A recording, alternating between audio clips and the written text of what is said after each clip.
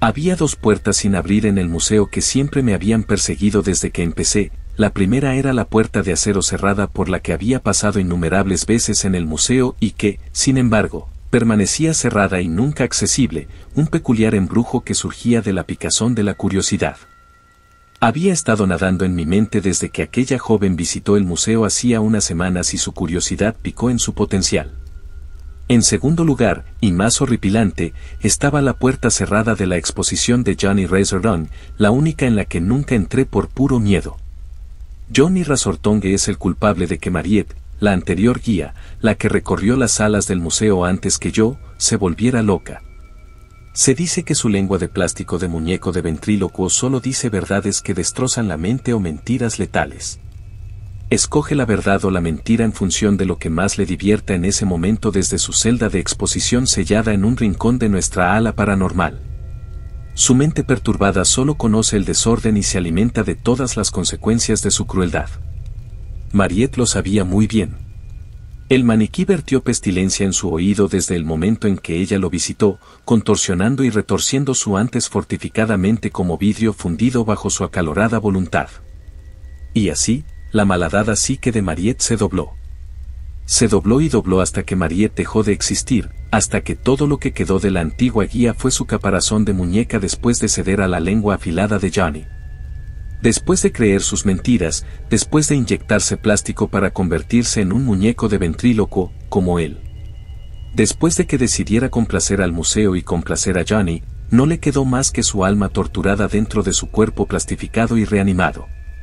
Nevaba el día que decidí abandonar el museo. Mi mano se apoyó en el frío cristal de la ventana, helado de grumos blancos, y el calor se escurrió de mi mano con facilidad, como el humo de un cigarrillo. Años antes, cuando empecé a trabajar como guía turístico del museo, recibí la noticia de que el cáncer se había llevado a mi hija. Una carta, eso fue todo lo que me dieron en la sala de oncología. El hospital me informó de que mi hija había fallecido por correo, lo que significaba que llevaba muerta unos días antes de que llegara el papeleo. El hecho me destrozó. Decidí que prefería vivir con la carga de la locura antes que seguir en este mundo cruel con la carga de la muerte de una hija. Pensándolo bien, aquel día también había nevado.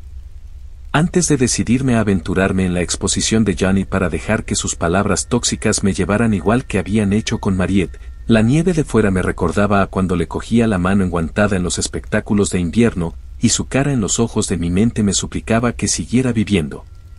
Aquel día no le visité. Aunque, hasta hace poco, ya no sentía la obligación de intentar romper mi contrato y abandonar el museo. Sofía, mi mundo, mi querida, estaba muerta. ¿Por qué iba a irme? Podía quedarme y sostener la espantosa mano de su macabro reflejo contra la interfaz de los horripilantes espejos encantados de nuestro museo. Aquí, Sofía estaba conmigo, y yo nunca estaba solo. Al detenerme a contemplar el enorme vestíbulo, recordé que yo también era un angustiado objeto de exhibición en este artilugio de ricos. El pobre guía al que empujar y tirar, el hombre que sobrevivió a 15 años de tormento. Mira sus ojos hundidos, pensaban probablemente los visitantes ricos. Mira qué muerto parece por dentro. Se acabó la miseria. Mi hija no querría que me marchitara así, como un peón en manos de ricos y famosos.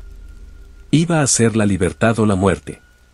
De camino a visitar a Johnny, pasé por delante de la puerta de acero cerrada, la exposición de arte y música, y escaleras abajo, junto a la pared viviente y la exposición paranormal, cuando algo me llamó la atención. Era Mariette, el caparazón de plástico reanimado de la guía anterior, en su expositor. Hacía chasquear rígidamente sus pálidas articulaciones y agitaba sus pesados párpados contra la dura fricción. Estaba muerta y expuesta, pero su alma seguía muy viva. Un alma que empujaba su mano hacia arriba y contra su prisión de cristal como diciendo, detente, guía. Mira lo que Johnny me hizo, y lo que te va a hacer a ti. Lo siento, Mariette. Lo pensé. Lo creas o no, Johnny va a ayudarme a salir de este horrible lugar. Estaba tan concentrado en organizar mi plan para ver al muñeco y salir del museo que casi me había olvidado de dar de comer a Ernie. Nunca podría olvidarme de Ernie. más allá del pasillo de la exposición de insectos, y a la izquierda estaba nuestra sala de animales y evolución. Francamente, era bastante aburrida, pero Earnie siempre me llamó la atención como un pulgar peludo y con garras. Me encontré caminando rápidamente por los pasillos de mármol, subiendo al balcón que se extendía por encima de la sala de exposiciones diáfana. Desde el balcón que daba a su corral con barrotes de hierro, le lanzaba cogollos de lechuga morada y verde que él mordisqueaba con un crujido húmedo y sin esfuerzo. Earnie era un topo del tamaño de un oso. Y tenía un secreto. Era un gigante gentil, y yo lo amaba.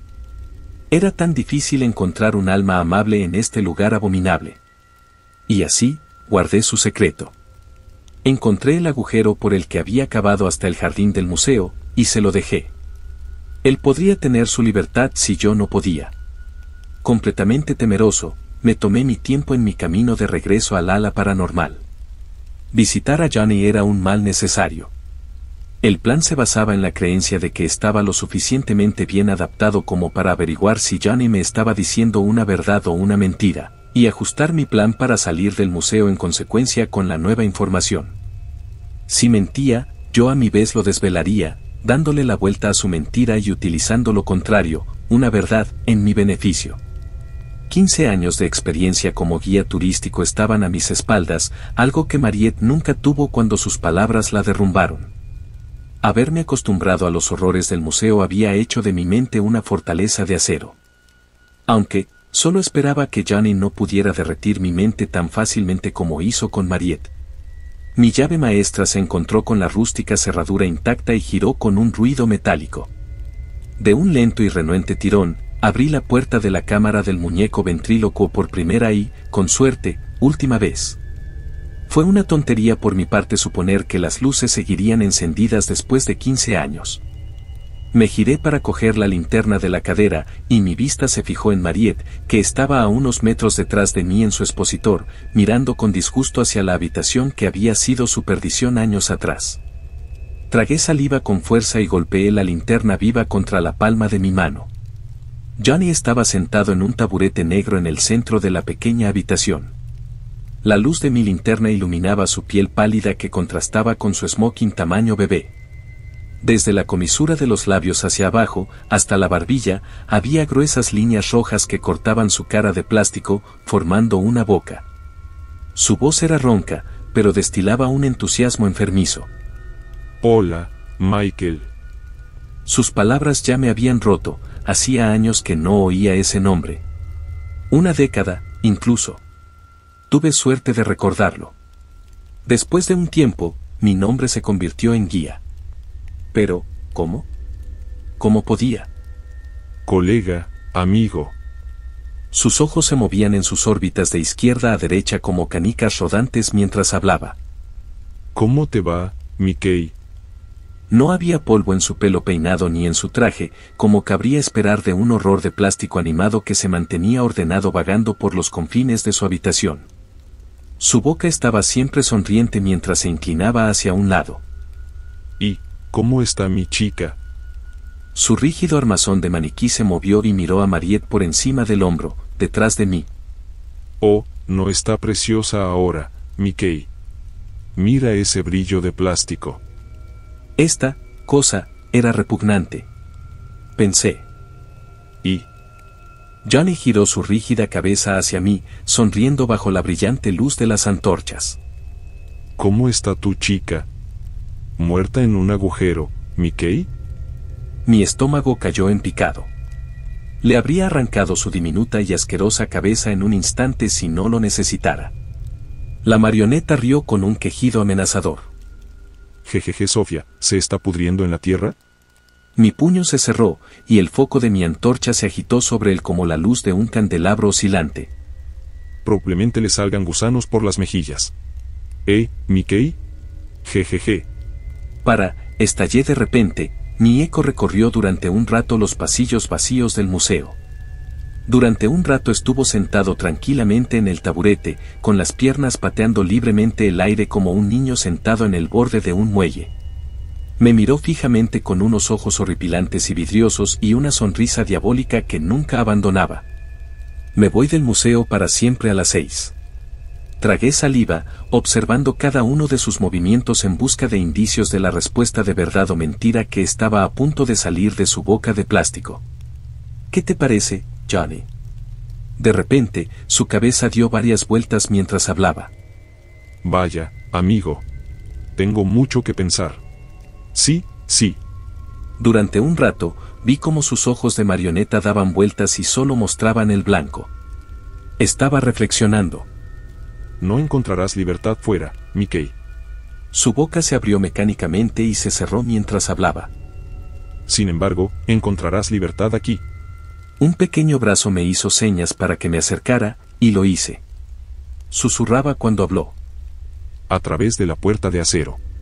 ¿Qué? Se recostó en su taburete, una barbilla cuadrada de plástico bailaba a la luz mientras se reía para sus adentros. Lo pensé durante un rato. Aquella puerta de acero había permanecido sellada desde que empecé este horrible trabajo. Siguió riéndose para sus adentros antes de callarse abruptamente. Sus ojos se clavaron en la vieja guía que había detrás de mí. «Oh, Mariette», exclamó con un graznido infantil. Cerré la puerta de golpe y eché el pestillo. Fuera de la tensa atmósfera de aquella habitación sentí que podía respirar de nuevo. Si tan solo hubiera podido sacarle a Johnny más información que una simple y llana mentira. Evitar la mentira de entrar por la puerta de acero no sería ningún drama. Solo tendría que huir del museo, como siempre pensé que tendría que hacer. Cuando consulté mi reloj y vi que faltaban 5 minutos para las 6, entré corriendo en el enorme vestíbulo. Los invitados llegarían en cuestión de minutos. La imponente y ornamentada puerta del museo se abrió con su habitual gemido mecánico. Empujé a un hombre con barba salpicada de pimienta y su llamativo abrigo casi me da en la cara por el frío viento. El tiempo estaba en mi contra esta tarde, pero el plan ya estaba en marcha. El plan era correr. Casi me caigo cuando uno de los ricachones me agarró por el brazo mientras bajaba corriendo las escaleras. No pude oír exactamente lo que dijo. La brisa arremolinada nadaba en mis tímpanos como una corriente fría, un sonido que no oía a menudo desde el interior de la prisión de los ricos. Era precioso. Cada paso que daba en el amplio jardín helado del museo producía un suave ruido bajo de mi zapato en la blanda nieve.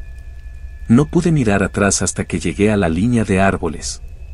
Cuando lo hice, me fijé en algunos de los hombres que me perseguían. Me lancé a través de los espinosos arbustos que tenía delante, dando pasos exagerados sobre un terreno accidentado como un caballo que caminara con un galope orgulloso. Los cortes y arañazos de las ramas contra mi carne se sentían liberadores. Era doloroso, pero ya no me hacían daño los artilugios del museo, sino los frescos latigazos de una libertad salvaje e impredecible. Ya casi soy libre, Sofía. Podía sentir el calor de mi hija sonriéndome. Ella quiere que sea libre. Guía. La voz profunda de uno de mis perseguidores retumbó a través del bosque con reverberación y mi corazón se aceleró en mi pecho jadeante. Se estaban acercando. Pero, ¿por qué me perseguían? Les había dejado la puerta abierta de par en par. Daos la vuelta y quemad el museo, horribles bastardos. No me cabía duda de que, si me detenía, uno de aquellos ricachones me arrancaría el jugo cerebral del cráneo con una piedra afilada. ¿Cómo me atrevía yo, el sufrido guía, a amenazar la diversión de su acaudalada expedición y largarme al bosque?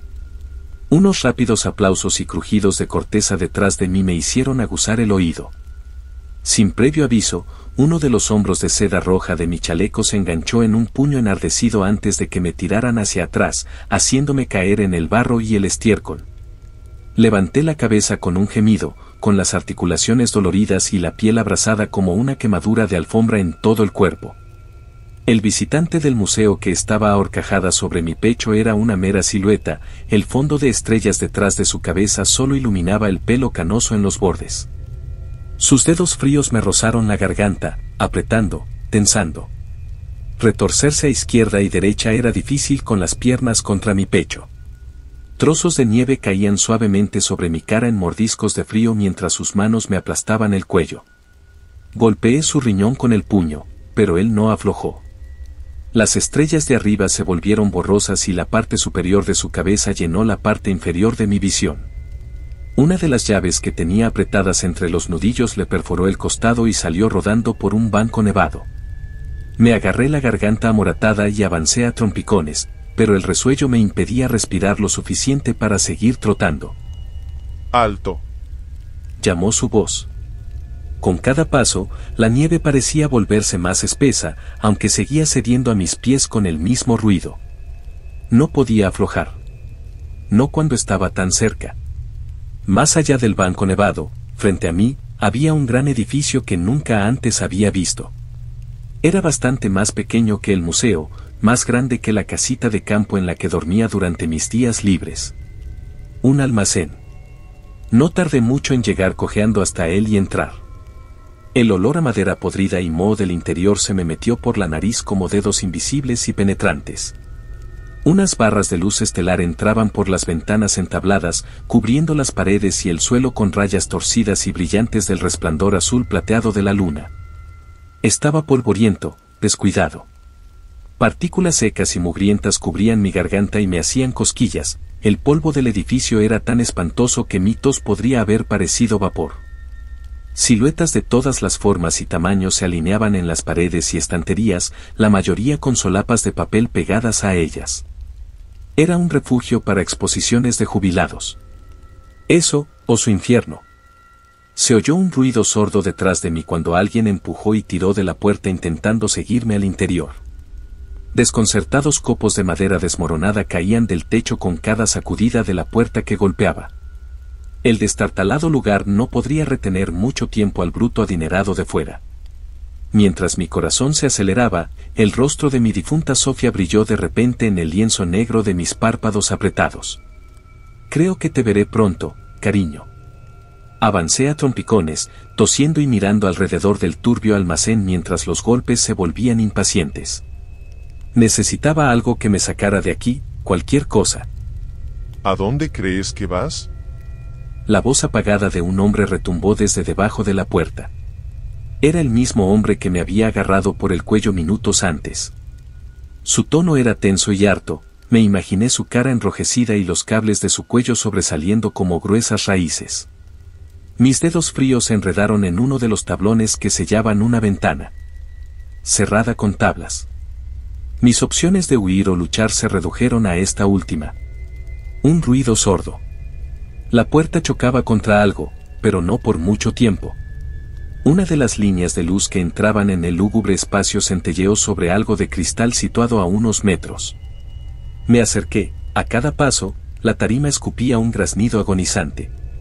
Cuando estuve lo bastante cerca para distinguir qué era aquello, una sensación de frío se apoderó de mi estómago.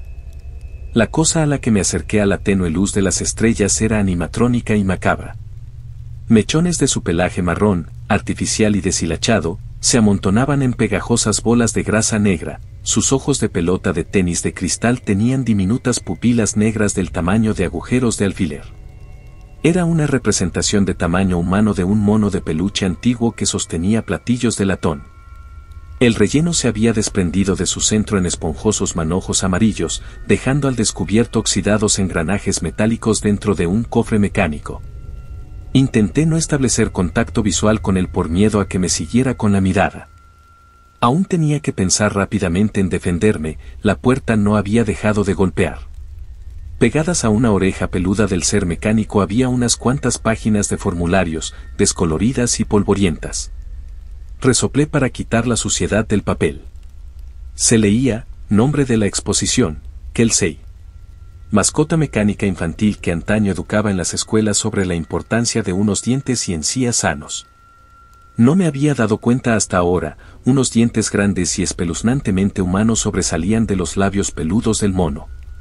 Un mono animatrónico para decirle a tus hijos que se laven los dientes. Por supuesto. Fuera de servicio, 1983. Motivo, excesivas tendencias homicidas. Firmado y aprobado, Mariette. Mariette y yo, conectados por los hilos del tiempo después de todos estos años. Este debe haber sido un objeto especialmente aterrador para justificar encerrarlo en un almacén a pudrirse. No podía creer que hubiera encontrado algo retirado por el anterior guía del museo, me hizo sentir menos solo. Hacía más de una década que no sentía ese sabor a miedo profundo y podrido, una época en la que desconocía lo que acechaba en los rincones ornamentados del museo. Sin embargo, esta tarde me encontraba de nuevo en territorio desconocido y petrificante. ¿Por qué no me habían informado de este lugar? Habría dado de baja a Johnny Razorrun en un santiamén.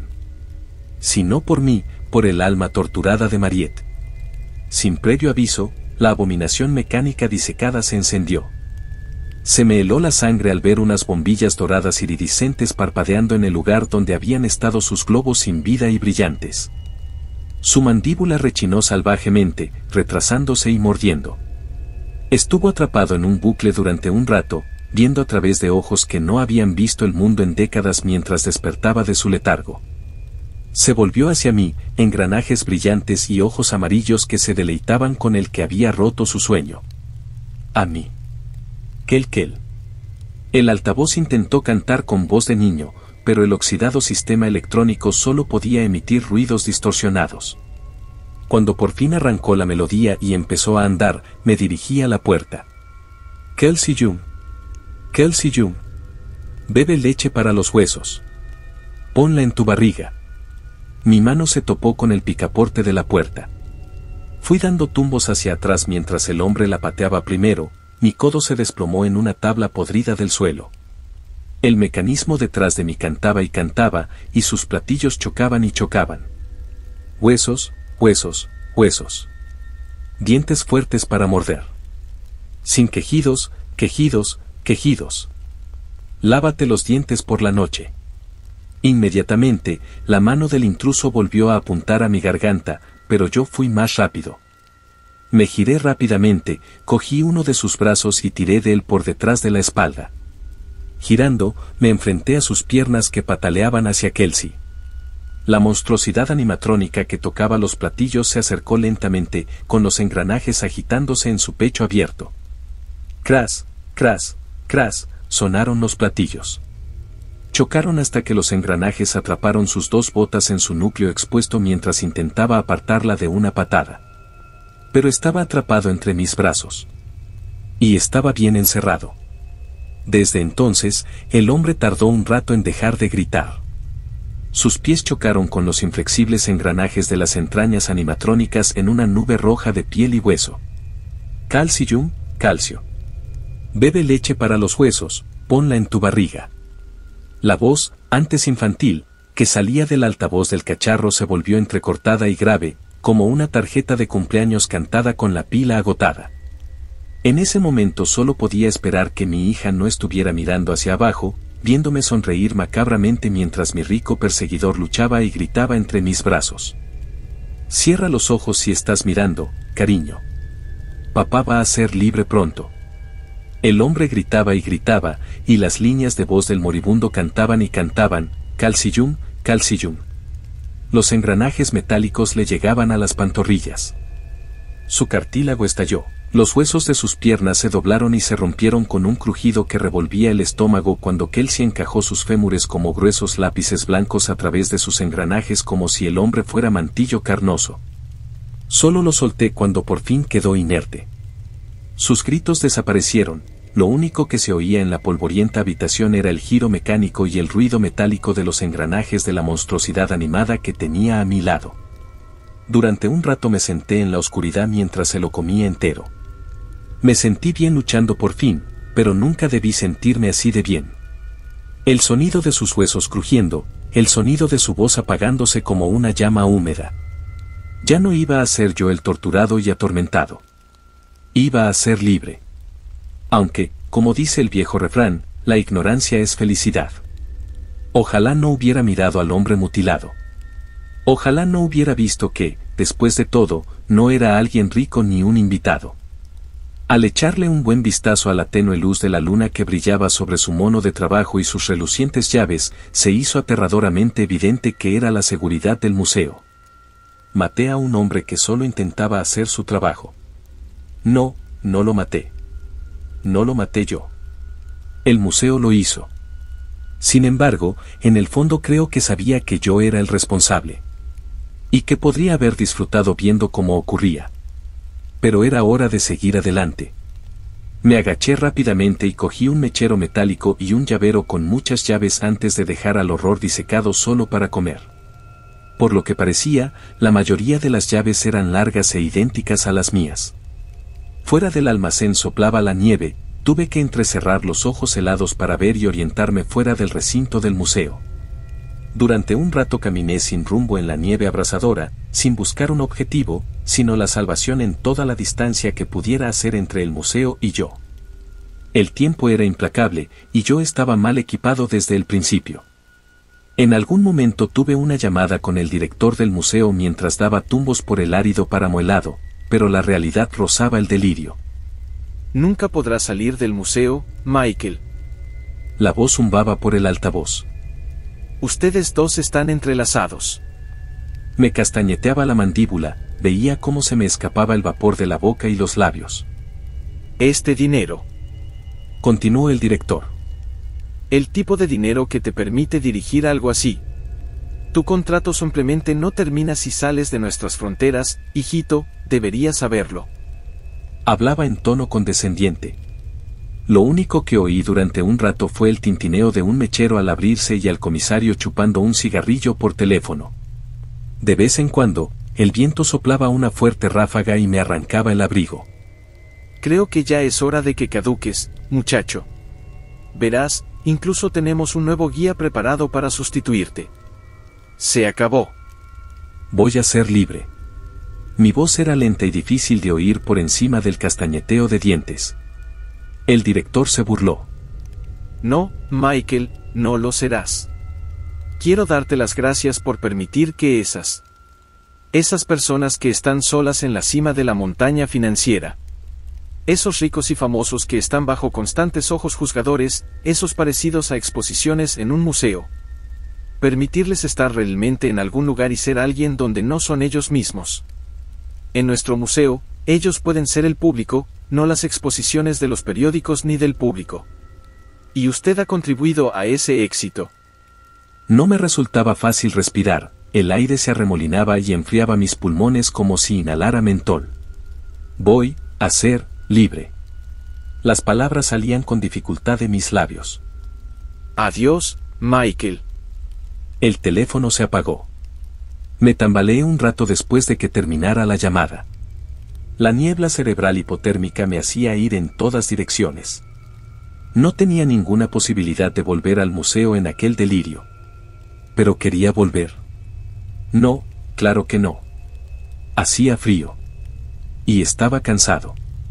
Me tumbé en un montón de nieve bajo un árbol desnudo. La brisa nevada de la tarde ya no se sentía en absoluto sobre mi cara entumecida. Solo por un rato. Dormiré un ratito en el frío. Eché la cabeza hacia atrás y dejé que los párpados se me cerraran y que las estrellas me cantaran una última nana. Por un momento, las constelaciones se parecieron a la cara de mi hija y sonreí. Si agarraba un puñado de nieve con fuerza, no sentía que me estaba muriendo solo. Sentía como si alguien me cogiera de la mano y el miedo empezaba a disiparse con el viento. Pero la nieve en mi mano era peluda. Y estaba caliente. Y respiraba. Un montón frío bajo mi brazo salió al aire con un bufido como si saliera del chorro de una ballena. Su pelaje marrón parecía de otro mundo contra el campo de nieve. No podía ver mucho con sus dos ojos negros y brillantes más allá de sus bigotes, pero sabía que era yo. Y yo sabía que era él. Earnie.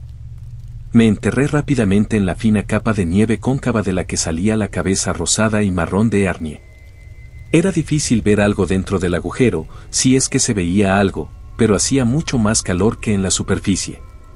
Dentro, el mechero que le había quitado al guardia de seguridad ya no vacilaba con el viento en el estrecho espacio, y capté la cola de las patas traseras rosas del topo en el suave resplandor del mechero cuando empezó a escabullirse por el túnel hacia el museo. Me puse en cuclillas para atravesar el túnel utilizando únicamente el mechero y a Earnie para guiarme. El calor volvió a mis extremidades y se extendió en oleadas. Pensándolo bien, el mechero no era lo único que había encontrado en el cuerpo del hombre. En el llavero que había cogido había una peculiar llave larga y sinuosa que nunca antes había visto. Una que nunca había tenido. Una llave para la puerta de acero. Cuando volví al museo por el túnel de Arnie, ya escupía motas de tierra. Un sabor terroso me cubría la lengua y la garganta, la tierra se me pegaba a los codos rosados. Cuando por fin salía la luz del atardecer que entraba por las ventanas del edificio, el hocico respingón de Arnie olisqueaba y resoplaba mientras le acariciaba su peluda cabeza marrón. Un cacareo pomposo me hizo señas desde el pasillo, el tipo de risa rica en egoísmo que se produce al echar hacia atrás una cabeza pesada e inflada. Al limpiar la suciedad de la esfera de mi reloj, vi que ya eran las 9. Los deplorables invitados llevaban ya 3 horas deambulando por el museo. No quise reflexionar sobre el daño inimaginable que habían causado. Estaba a punto de salir por la puerta de la exposición Animales y Evolución hacia el vestíbulo y dirigirme hacia la puerta sellada, pero cuando de repente empezó, sentí que se me paraba el corazón. Una tras otra, las vitrinas de todo el museo que una vez albergaron las exposiciones aprisionadas estallaron en nubes de fragmentos rotos. Los estruendos resonaron en el pasillo, en los pisos superiores, en el invernadero. Era una sinfonía de cristales rotos que estallaban por todo el edificio, una cacofonía de frenesí inminente. El aire del interior del museo era intenso, hirviente. Yo, su guía turístico, los ojos y oídos del lugar, intentaba abandonarlo para siempre y el edificio estalló en una furia de represalia. El museo me aborreció por intentar escapar y las exposiciones quedaron libres. De las salas, los invitados, que antes cacareaban, pronto se encontraron con una confusión acallada y el silencio se convirtió rápidamente en gritos a medida que el delirio florecía en miedo ciego. Los cristales de las vitrinas seguían estallando y chocaban contra el mármol como granizo. En aquel momento de agudo terror se me ocurrió que el propio museo era una exposición en sí misma, la caja de Pandora de un hombre rico. Y, mirando el violento estallido de los cristales que habían albergado nuestros preciados artefactos, su mensaje fue inquietantemente claro: si ella no podía tenerme, nadie más podría. 2 hombres entraron frenéticamente en la habitación, huyendo de un horror invisible. Sus rostros mostraban expresiones opuestas, uno hablaba de miedo bajo un ceño fruncido, el otro tenía la mandíbula apretada con invisibles rayos de desdén. Señor asustado y señor enfadado, una dicotomía rígida que mostraba sus sentimientos opuestos ante la muerte. Aquí, en este abominable cementerio de ricos, sabían que iban a morir, y oír cómo el museo estrechaba su sentencia de muerte con cada estallido de cristales lejanos les producía una intensa euforia. ¿Qué está pasando? La voz de señor asustado era un zumbido impotente. ¿Dónde estabas? Estaba. Contuve la respiración. Por su comportamiento que empezaba a calmarse era evidente que se sentía relativamente a gusto en la aparentemente aburrida ala de animales del museo. Yo habría sentido lo mismo si mi ojo no hubiera captado el camaleón de largo de un dedo que se arrastraba por la muñeca de señor enfado. El otro hombre se dio cuenta de lo que estaba mirando. Bajó la mirada hacia el antebrazo de señor enfado y sus ojos saltones parecían haberse salido de su cabeza. ¡Oh, Dios!, dijo el hombre con el camaleón hasta el codo. He leído sobre estos. En el cartel. ¿Cómo llegó a...? Le temblaba la voz. Me limpié una mano sudorosa en la pierna y empecé a retroceder. Todo esto no me importaba. Tenía que escapar del museo, tenía que averiguar qué había detrás de la puerta de acero. Me va a morder, ¿verdad? Es venenoso, ¿verdad, guía? Señor enfado chilló. Quítamelo de encima. Intervine, dando un paso atrás y otro después. No, aunque. Sin previo aviso, el hombre se lo arrancó de la piel, empujando con un pulgar el cuello del camaleón para dejar al descubierto los colmillos. Señor enfado lanzó el reptil contra el otro hombre con fuerza, y su boca se pegó a su piel como una diana. Y se echó a reír. Los ricos y famosos que lo visitaban nunca iban a cambiar. Pensé, viendo a señor asustado retorcerse y aguantar la sangre que goteaba lentamente de los agujeros recién tallados en su cuello. Jamás. El hombre mordido pareció un camaleón durante un rato. Al menos, una parte de él lo parecía. La piel de su cuello herido se tiñó de naranja y violeta. La carne escamosa bajo su mandíbula era iridiscente a la luz de la luna. Las células humanas nunca fueron hechas para el camuflaje, y el hombre era pronto testimonio de ello. Señor asustado no emitió ningún sonido, solo una mueca angustiada de dolor mientras las células de su piel florecían de color salvia y luego azul océano. El dolor era claramente insufrible, suficiente para volverlo loco, suficiente para querer sacarse los ojos inyectados en sangre de sus órbitas. Sin embargo, lo peor estaba por llegar. Nunca hubo veneno, aunque la mordedura del camaleón le estaba volviendo la piel. Cuando su caparazón humano no pudo soportar más la tensión de la evolución camaleónica, las manchas de escamas en las que se había transformado su carne pronto se volvieron transparentes como el cristal. Las zonas transparentes de la piel del hombre florecieron en círculos, creciendo lenta y fácilmente como charcos bajo la lluvia. Fue a agarrarse a una barandilla con una mano macabramente cristalina, pero no podía saber que la contagiosa pigmentación clara del camaleón también haría su carne tan fina como el papel. Los huesos puntiagudos de los dedos rasgaron las puntas de su frágil piel de papel como grapas blancas y espinosas cuando su mano tocó la madera, y gritó y gritó. El señor asustado cayó sobre una rodilla, la única extremidad que aún mostraba el verdadero color de su carne. Mientras caía, vi su hígado, su corazón. Todos los órganos y vísceras estaban a la vista mientras yo miraba a través de su espalda que parecía un mero velo translúcido o una medusa. El pigmento contagioso del camaleón empezó a extenderse milagrosamente a sus cervicales y su cráneo, y su piel y sus huesos florecieron tan claros como una ventana. No salió ningún sonido de su boca cuando gritó, solo el del desgarro repugnante que se produjo después de que su quebradizo cuello transparente se rompiera bajo el peso de su cerebro. Su cabeza salpicó al caer de sus hombros al suelo de mármol. Al ver cómo la piel de su cara se desprendía y se convertía en polvo translúcido, me acordé de las venenosas mariposas de cristal que albergamos en nuestra exposición de insectos. No me sorprendería que hubiera nacido así. Hubo un breve y satisfactorio respiro después de ver morir al hombre rico. Cuando mi corazón y los pelos de punta de dos brazos temblorosos se calmaron, recordé lo vulnerable que había parecido con sus órganos a la vista, lo asustado que debió de sentirse en el momento anterior a que su cabeza se desprendiera de su cuerpo. Sus recuerdos, sus esperanzas y temores, su rico ego, todo acabó en un instante cuando su carnosa burbuja mental se encontró con el mármol.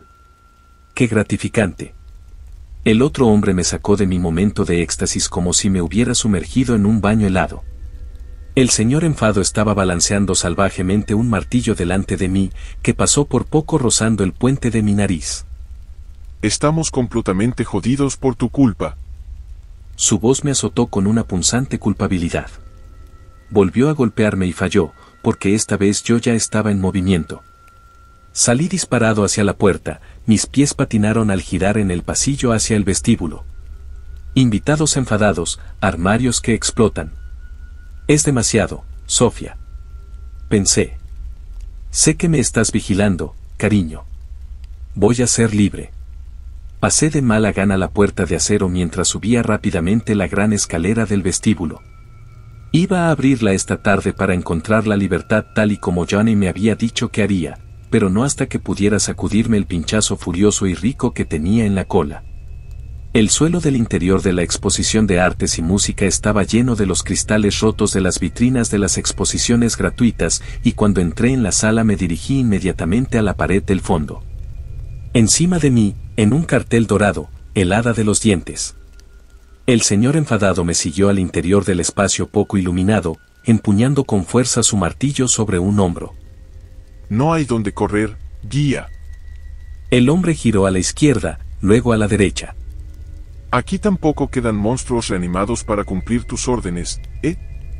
Sus ojos escudriñaron el suelo en busca de cristales rotos, restos de algún escaparate.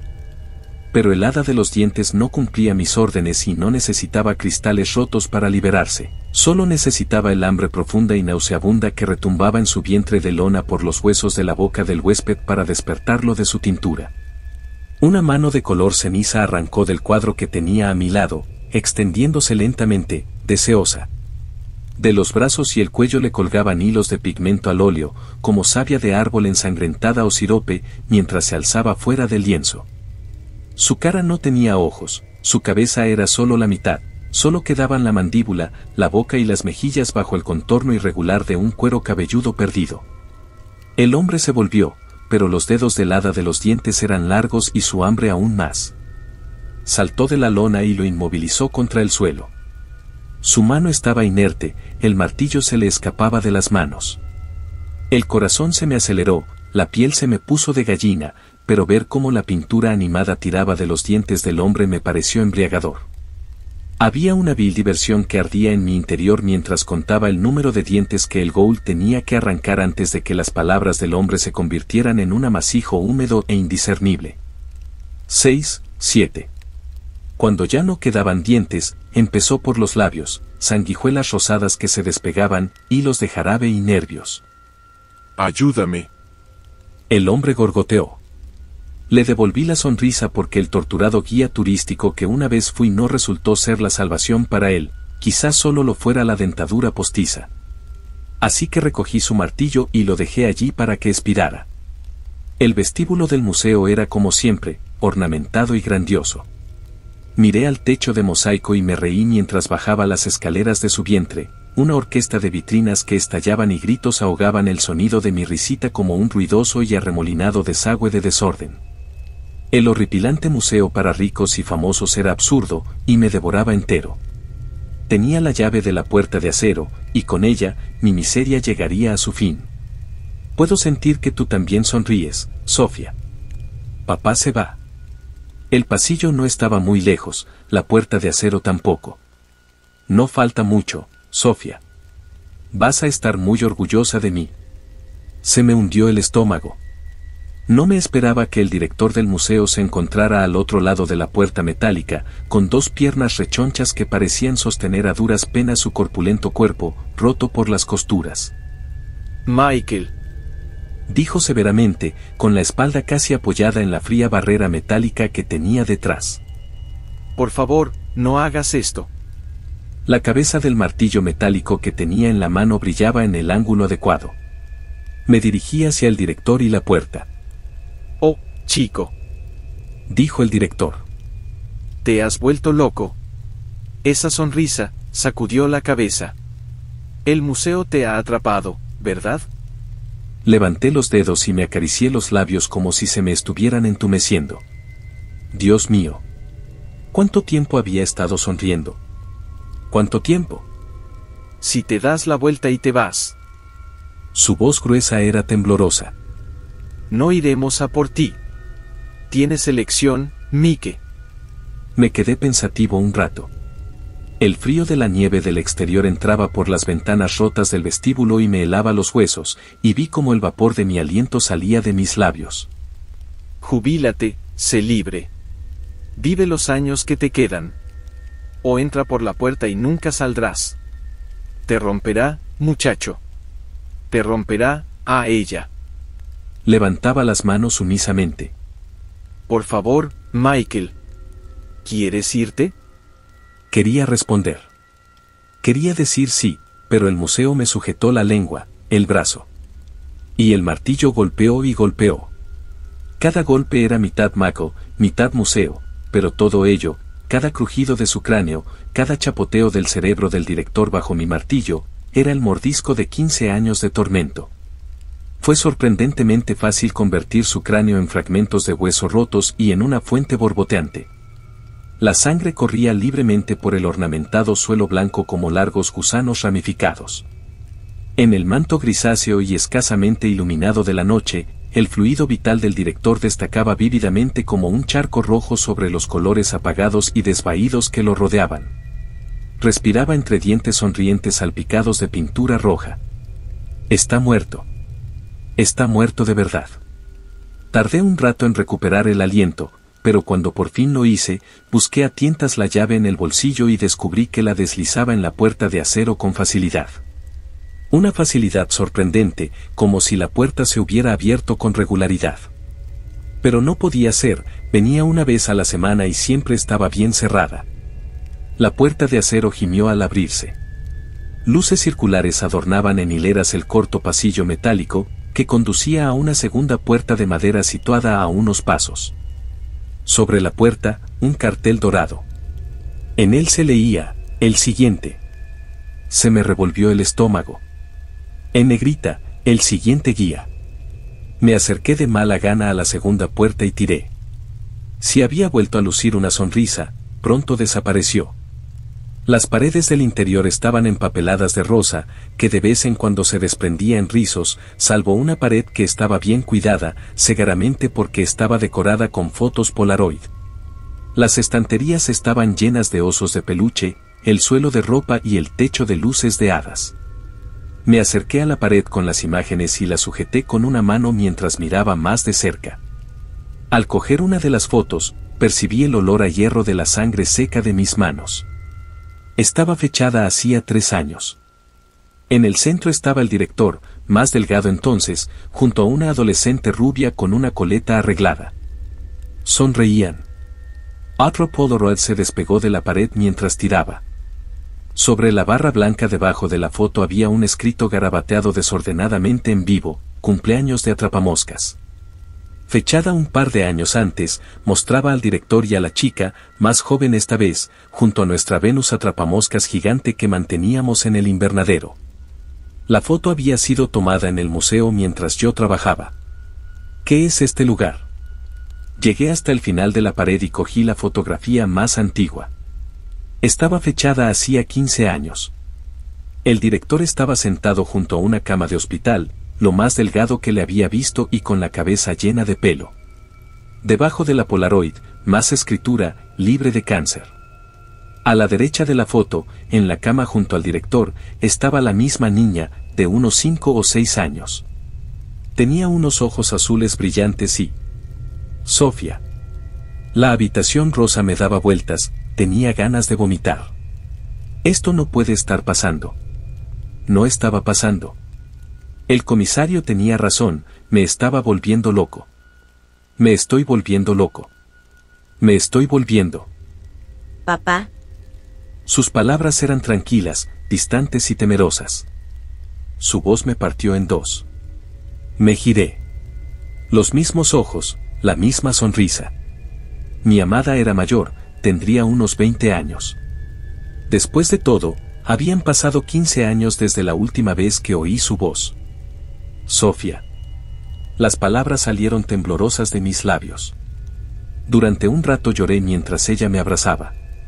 Pensé en cómo el director adulteró el aviso de defunción del hospital que yo había recibido hacía tantos años. Pensé en cómo Sofía había estado bajo mis pies todo el tiempo, enjaulada como un animal y esclavizada como futuro peón de ricos y famosos. Pero al cabo de un rato, solo pensé en su sonrisa. Cuando se apartó de mí, sus ojos captaron los trozos del cráneo del director sobre mi chaleco granate. Seguimos poniéndonos al día, teníamos mucho de qué hablar.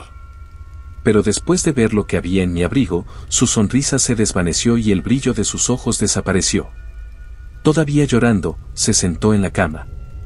¿Dónde has estado? Me preguntó. Aquí en el museo, cariño. Una vez a la semana.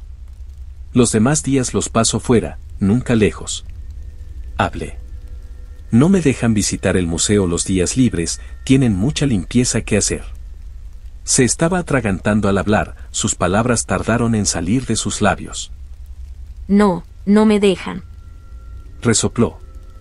Papá, el director me enseña el museo los otros 6 días.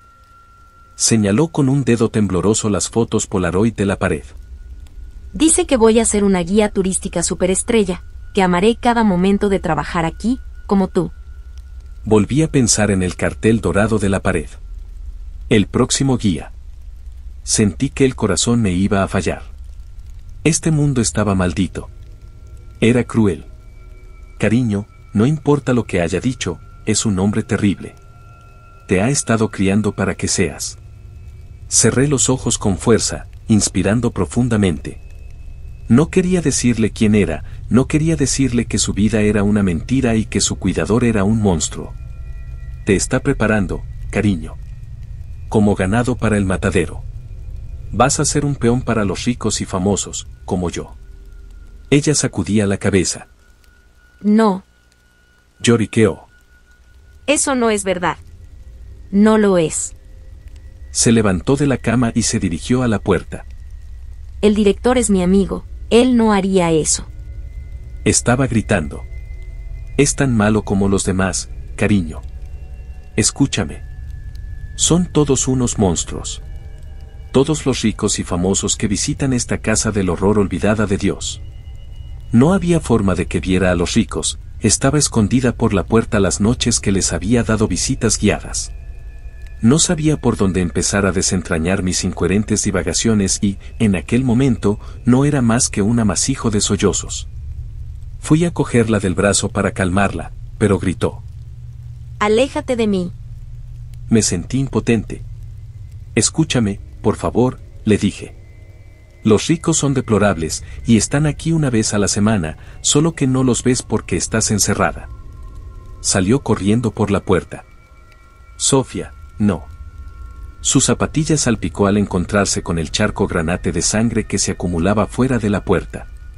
Gritó y gritó no solo porque estaba al lado de la cara del director que había sido hecha papilla de huesos rotos y carne por mi martillo, sino porque en ese momento supo que su padre era un monstruo. Las palabras salieron de los temblorosos labios de Sofía. Eres un monstruo, papá.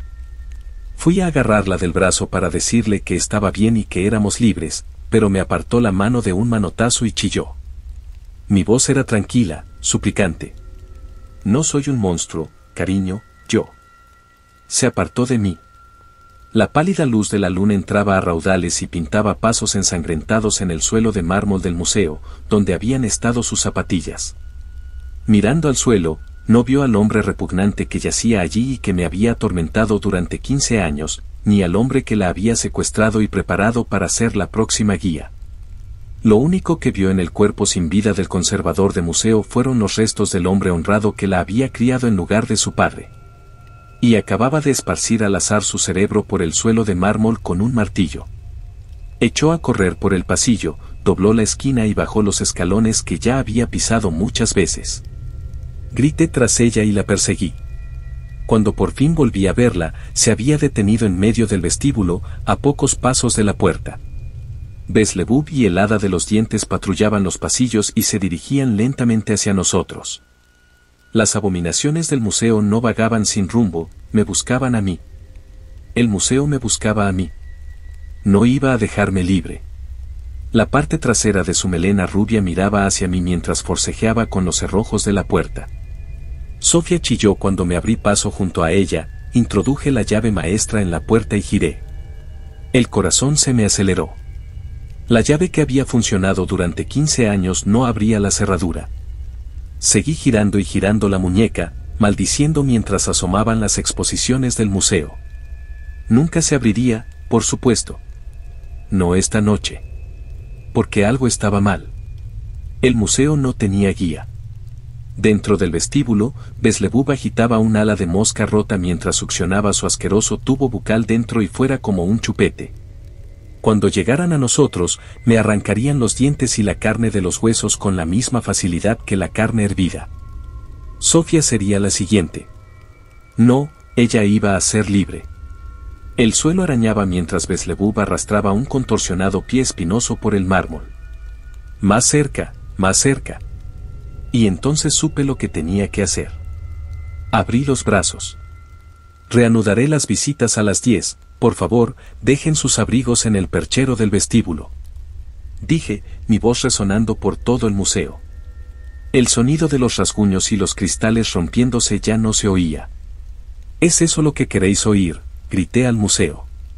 Las dos horripilantes exposiciones del vestíbulo se quedaron paralizadas. ¿Es eso lo que quieres? Me interrumpí y caí de rodillas. Las lágrimas cayeron por mis mejillas hasta el suelo ornamentado. El museo se habría conformado con que Sofía o yo fuéramos los guías, pero siempre tuve que ser yo. Siempre. Se oyó un tintineo en la puerta detrás de mí y Sofía y yo nos giramos. La nieve caía lentamente al suelo a través de la gran puerta que daba a los jardines exteriores.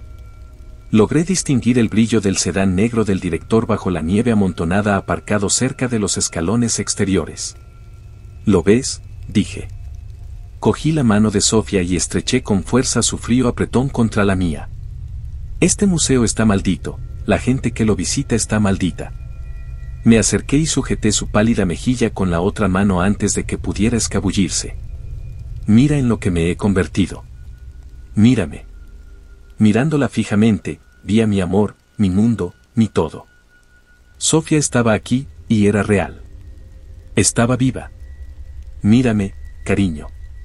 Las lágrimas corrían por mi cara y se manchaban en el cuello de mi camisa. Puede que no sea tu padre, murmuré. No para ti, ya no, le aparté el pelo de la frente. Pero quiero que sepas que te quiero, Sofía.